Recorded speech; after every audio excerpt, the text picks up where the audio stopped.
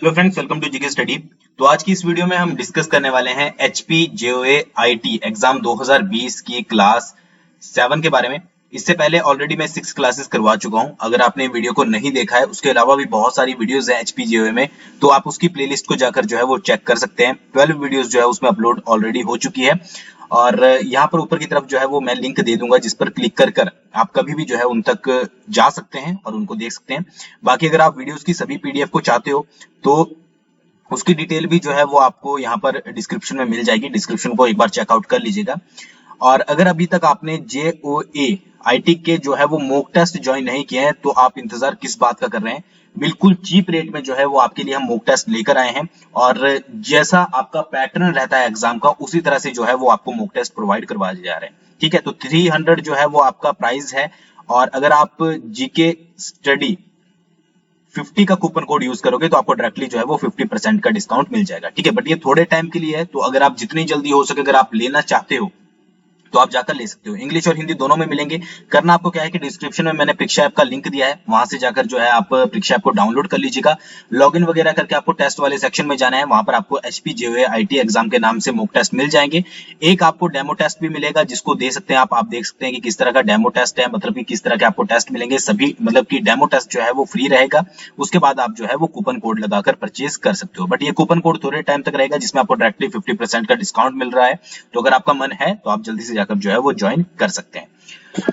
तो चलिए सबसे पहले आज के टॉपिक जो है वो हम बात करेंगे टाइप्स ऑफ कंप्यूटर्स के बारे में कि किस किस टाइप के कंप्यूटर्स होते हैं और उनकी स्पेसिफिकेशन क्या होती है। तो सबसे पहले तो हम एक चार्ट डिस्कस कर लेते हैं, उसके बाद हम डिटेल में जाएंगे।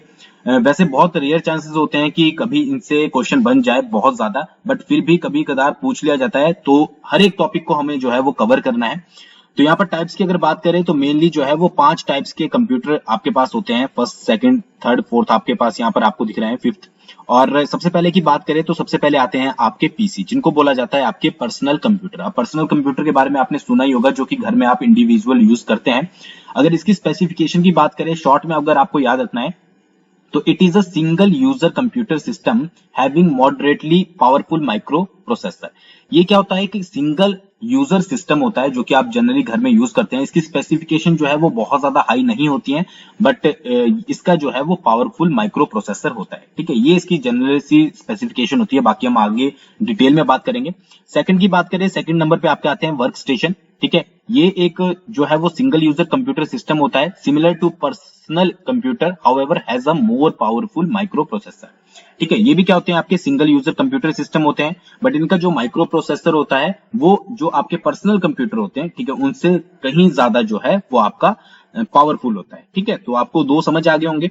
तीसरी की बात करें मिनी कंप्यूटर। मिनी कंप्यूटर से आपको समझ ही आ रहा होगा कि जो छोटे टाइप के कंप्यूटर होते हैं, it is a multi user computer system, जिसमें बहुत सारे यूजर्स जो है वो वर्क कर सके। मल्टी यूजर कंप्यूटर सिस्टम होता है, capable of supporting 100 of user simultaneously. ठीक है, तो ये जो है वो एक साथ 100 ऑफ यूजर्स जो है वो सपोर्ट कर सकता है। ठीक है, और ये जैसे आपने देखा है कि मल्टी यूजर कंप्यूटर सिस्टम होता है। ये मेन पॉइंट जो है वो आपको याद रखने हैं इसमें से, तभी मैं जो है आपको स्टार्टिंग में चार्ट पढ़ा रहा हूं। नेक्स्ट की बात करें तो मेन फ्रेम होता है, it is a multi user computer system. तो यहाँ पर आपको पता लग गया कि ये भी मल्टी यूजर कंप्यूटर सिस्टम है, capable of supporting 100 of user simultaneously. Software technology is different from mini computer. ठीक है, ये जो है वो भी 100 ऑफ यूजर्स को जो है वो एक साथ इसमें सपोर्ट करते हैं। ठीक है, और इसकी जो सॉफ्टवेयर टेक्नोलॉजी होती है, जो आपकी मेन फ्रेम की होती है, वो कुछ डिफरेंट होती है मिनी कंप्यूटर और अदर कंप्यूटर से। नेक्स्ट आता है आपका सुपर कंप्यूटर। सुपर कंप्यूटर के बारे में तो आप सभी को पता ही है, एक्सट्रीमली फास्ट कंप्यूटर होते हैं ये, और which can execute hundreds of millions of instruction पर सेकंड। ठीक है, बहुत सारे इंस्ट्रक्शन, मतलब कि अगर आपको किसी भी तरह के जो बड़े बड़े प्रोजेक्ट होते हैं या फिर बड़ी पैमाने पर आपको काम करना है, जिसके बारे में हम आगे बात करेंगे, तो उसके लिए सुपर कंप्यूटर जो है वो आपके यूज किए जाते हैं। तो जनरली से हमने बात करी है कि 5 जो आपके मेनली कंप्यूटर होते हैं।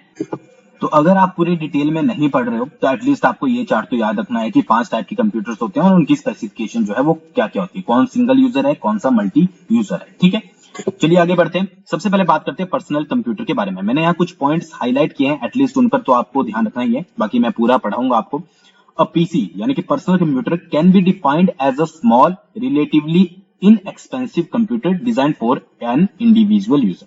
क्या होता है कि जो आपके पर्सनल कंप्यूटर होते हैं वो आपके स्मॉल होते हैं, ठीक है, थोड़े जो है वो इनएक्सपेंसिव होते हैं, यानी कि ज्यादा महंगे ये नहीं होते, इसलिए इनको पर्सनल कंप्यूटर बोला गया है, ताकि हर एक जो है इसको परचेज कर सके, ठीक है। डिपेंड करता है कि आपका बजट कितना है, उसके हिसाब से आप कॉन्फ़िगरेशन करवा सकते हैं, उसके बाद इसको परचेज कर सकते हैं। यानी कि ऐसा नहीं है कि बहुत ज्यादा एक्सपेंसिव है कि आपकी जो है वो जेब से बाहर है, ऐसा नहीं होता है, इसलिए इनको पर्सनल कंप्यूटर बोला जाता है। Personal computer are based on the microprocessor technology that enables manufacturers to put an entire CPU on one chip, ठीक है। तो मेनली मैंने आपको स्टार्टिंग में बताया था कि माइक्रो प्रोसेसर जो है वो टेक्नोलॉजी पर वर्क करता है। Business use personal computers for word processing, accounting, desktop publishing, and for running separate sheets and database management applications, ठीक है। ये इनका यूज होता है कि बिजनेस में जो है वो पर्सनल कंप्यूटर यूज किए जाते हैं एज अ वर्ड प्रोसेसिंग के लिए, अकाउंटिंग के लिए, डेस्कटॉप पब्लिशिंग के लिए, ठीक है, और बाकी जो भी डाटा मैनेजमेंट से रिलेटेड काम होते हैं वो सारे जो है वो पर्सनल कंप्यूटर से किए जाते हैं। अगर बात करें घर की, तो most popular use of personal computer आपको पता ही होगा कि गेम्स वगैरह जो बच्चे प्ले करते हैं, ठीक है, या फिर सर्फिंग करते हैं इंटरनेट पे, ये काम होता है इनका घर पर, ठीक है। तो पर्सनल कंप्यूटर आपके बिजनेस में भी यूज किए जाते हैं एज वेल एज आपके जो है वो घर पर भी यूज किए जाते हैं, ठीक है। घर पर पर्सनल वर्क है आपको, आप नेट वगैरह चला रहे हो या फिर गेम्स खेल रहे हो, तो वो चीजें। Although personal computers are designed as single user system, इनको डिजाइन ही जो है वो सिंगल यूजर सिस्टम के लिए किया गया है। These system are normally linked together to form a network, और ये सिस्टम को जो है वो लिंक किया जाता है एक दूसरे के साथ नेटवर्क को फॉर्म करने के लिए। In terms of power, now days high and models of the Macintosh and PC. Macintosh की बात करें तो ये एक पर्सनल कंप्यूटर्स की फैमिली है जो कि डिजाइन की गई है एप्पल के द्वारा। Offer the same computing power and graphic capability as low end workstation by Dell and other, ठीक है। तो आजकल के जो आपके पीसीज आते हैं वो भी आपके जो है वो मोर पावरफुल होते हैं, ठीक है। तो ये जनरल सी चीजें जो है वो आपको पता होनी चाहिए, बाकी कुछ आपको ज्यादा इसमें पढ़ने की जरूरत नहीं है। सिंपल सा मैं आपको लैंग्वेज में बता देता हूँ पर्सनल कंप्यूटर में आपको क्या रखना है याद। पर्सनल कंप्यूटर में एक तो आपको याद रखना है सबसे पहली बात कि ये सिंगल यूजर होते हैं, ठीक है। उसके बाद थोड़े एक्सपेंसिव होते हैं, स्मॉल होते हैं, ठीक है। माइक्रो प्रोसेसर टेक्नोलॉजी पे जो है वो ये वर्क करते हैं। बाकी आपको इसके बारे में कुछ ज्यादा याद नहीं रखना है, ठीक है। तो यहाँ पर आप एग्जांपल देख सकते हैं जो आप घर में पीसीज वगैरह यूज करते हैं, ठीक है। नेक्स्ट बढ़ देते हैं वर्क स्टेशन के बारे में, ठीक है। Work station is a computer used for engineering applications जैसे कि कैड कैम सॉफ्टवेयर जो होते हैं, डेस्कटॉप पब्लिशिंग, सॉफ्टवेयर डेवलपमेंट। अब ये इंपॉर्टेंट पॉइंट है यहाँ पर जो आपको याद रखना है कि वर्क स्टेशन का यूज किस लिए होता है। वर्क स्टेशन का यूज जो आपकी इंजीनियरिंग एप्लीकेशंस होती है, आपकी डेस्कटॉप पब्लिशिंग होती है, कैड कैम बड़े बड़े सॉफ्टवेयर आपको रन करने हैं, या फिर आपको कोई सॉफ्टवेयर की डेवलपमेंट करनी है, आपको कोई सॉफ्टवेयर बनाना है, तो उसके लिए आप पीसीज तो यूज नहीं कर सकते क्योंकि उसकी कॉन्फ़िगरेशन जो है वो थोड़ी लो होती है, तो इसके लिए आपको जरूरत पड़ती है वर्क स्टेशन की, ठीक है। and other such types of application which require a moderate amount of computing power and relatively high quality graphics capabilities, ठीक है। तो अगर किसी भी आपको एप्लीकेशन को बनाने के लिए हाई क्वालिटी ग्राफिक्स चाहिए या फिर किसी सॉफ्टवेयर की आपको डेवलपमेंट करनी है, तो उसके लिए आपको जरूरत पड़ेगी वर्क स्टेशन की। तो यहाँ पर आप पॉइंट आराम से सेपरेट आउट कर सकते हैं कि इंजीनियरिंग एप्लीकेशंस होगी, अगर मान लीजिए आपके पास डायरेक्टली आ गया कि जो आपकी सॉफ्टवेयर डेवलपमेंट होती है उसके लिए किस टाइप के कंप्यूटर यूज किए जाते हैं, तो अगर आपने पढ़ा होगा थोड़ा भी डिटेल में तो आपको आसानी से पता लग जाएगा कि वर्क स्टेशन यूज किए जाते हैं, ठीक है। तो इंजीनियरिंग एप्लीकेशन, डेस्कटॉप पब्लिशिंग और सॉफ्टवेयर डेवलपमेंट और हाई क्वालिटी ग्राफिक्स की अगर कोई भी एप्लीकेशन बनानी है तो उसके लिए आपके वर्क स्टेशन यूज किए जाते हैं। Work station generally comes with a large high resolution graphics screen, ठीक है। जो वर्क स्टेशन आपके आते हैं वो हाई रेजोल्यूशन ग्राफिक्स स्क्रीन के साथ आते हैं, लार्ज अमाउंट ऑफ उसमें रैम होती है, इनबिल्ट नेटवर्क जो है उसमें सपोर्ट होता है और एक ग्राफिकल यूजर उसका इंटरफेस होता है। अब आपको पता ही है अगर आपने कभी कंप्यूटर यूज किया होगा तो आपका कंप्यूटर जो वर्क करता है सेम एज मोबाइल में भी होता है कि रैम अगर आपकी अच्छी है तो आपका ज्यादा स्पीड में जो है वो आपका कंप्यूटर काम करेगा। तो अगर आप कोई हाई क्वालिटी के ग्राफिक्स एप्लीकेशन बना रहे हो या फिर सॉफ्टवेयर डेवलपमेंट कर रहे हो या फिर इंजीनियरिंग एप्लीकेशंस चला रहे हो तो उसके लिए रैम की जरूरत पड़ती है, तो इसलिए वर्क स्टेशन जो होते हैं उसमें लार्ज अमाउंट ऑफ रैम होता है, ठीक है। और उसका हाई रेजोल्यूशन ग्राफिक्स भी होता है, जो उसका नेटवर्क सपोर्ट होता है वो बहुत ज्यादा स्ट्रॉन्ग होता है और ग्राफिकल यूजर इंटरफेस होता है। तो ये सारी चीजें आपको वर्क स्टेशन में देखने को मिलेगी। Most workstation also have mass storage devices such as a disk device, ठीक है। अब आप इतना बड़ा काम करोगे तो आपको जो है वो एक स्टोरेज ड्राइव की भी जरूरत पड़ेगी।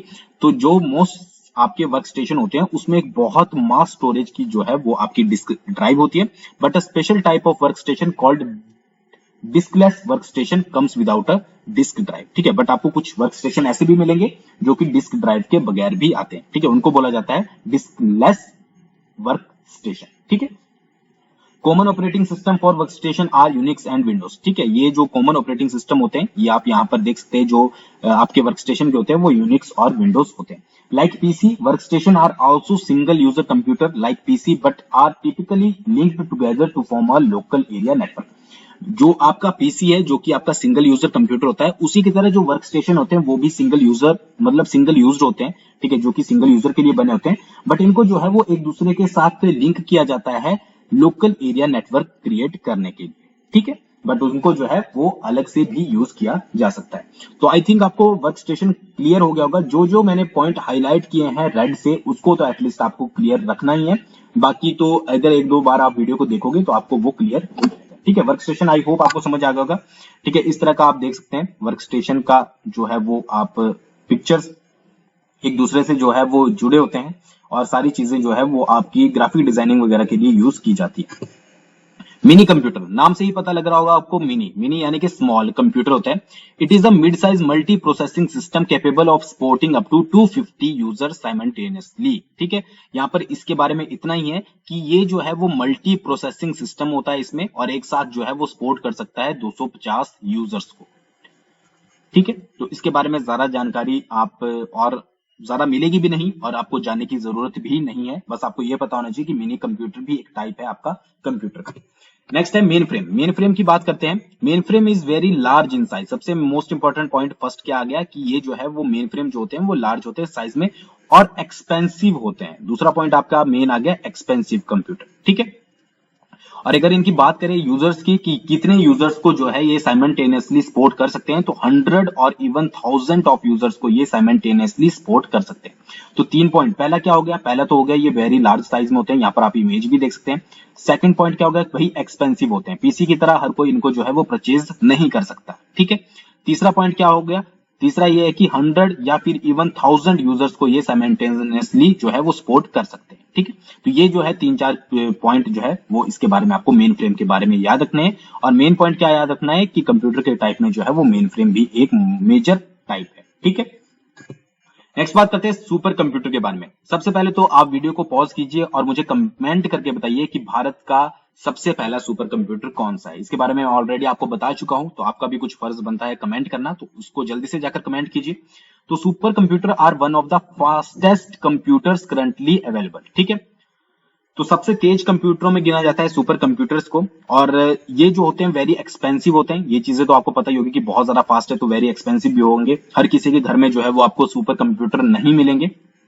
ठीक है, अब इनके अगर यूज की बात करें तो स्पेशलाइज्ड एप्लीकेशंस में या फिर आपकी मैथमेटिकल कैलकुलेशन में जो है वो इनका यूज किया जाता है। यानी कि कुछ ऐसा नहीं है कि जनरल यूज के लिए आप नेट सर्फिंग के लिए या फिर किसी और काम के लिए जो है वो इनको यूज कर रहे हो। कुछ जो स्पेशलाइज्ड एप्लीकेशन होती है आपकी या फिर स्पेसिफिक एप्लीकेशन होती है, उनके लिए ही जो है वो इनको यूज किया जाता है। अब आपको मैं एग्जांपल दे देता हूं। वेदर फोरकास्टिंग के लिए, साइंटिफिक सिमुलेशंस के लिए, एनिमेटेड ग्राफिक्स वगैरह के लिए, फ्लूइड डायनामिक कैलकुलेशन के लिए, न्यूक्लियर एनर्जी रिसर्च के लिए, इलेक्ट्रॉनिक डिजाइन के लिए, ठीक है, और जियोलॉजिकल डाटा की एनालिसिस के लिए जो है वो इन सुपर कंप्यूटर्स का यूज किया जाता है। तो ये बहुत इंपॉर्टेंट पॉइंट है जो कि आपको याद रखना है कि सुपर कंप्यूटर का यूज जो है वो किस लिए किया जाता है। बाकी फास्टेस्ट होते हैं और उसके बाद वेरी एक्सपेंसिव होते हैं। उसके बाद यहाँ पर मैंने आपको पूरा डिटेल बता दिया कि कौन कौन से सेक्टर में जो है वो सुपर कंप्यूटर का यूज किया जाता है। ठीक है, तो ये थे कुछ इंपॉर्टेंट 5 टाइप जो कि आपके टाइप्स ऑफ कंप्यूटर के अंदर आते हैं। अगर इनसे क्वेश्चन पूछा जाता है तो आपको, मुझे नहीं लगता कि कोई दिक्कत आएगी अगर पूछा जाता है। ठीक है, बाकी आप इनके बारे में जरूर पढ़ लीजिएगा। पीडीएफ आप इस वीडियो के चाहते हो तो डिस्क्रिप्शन को चेक कर लीजिए, वहां पर मैंने पूरा दिया हुआ है कि किस तरह से आप पीडीएफ को ज्वाइन कर सकते हैं, और साथ ही साथ आप जेईई के मॉक टेस्ट को भी ज्वाइन कर सकते हैं। आज की वीडियो में बस इतना ही। आई होप आपको वीडियो पसंद आई होगी। Thanks for watching. बहुत जल्दी मिलेंगे नेक्स्ट वीडियो के साथ।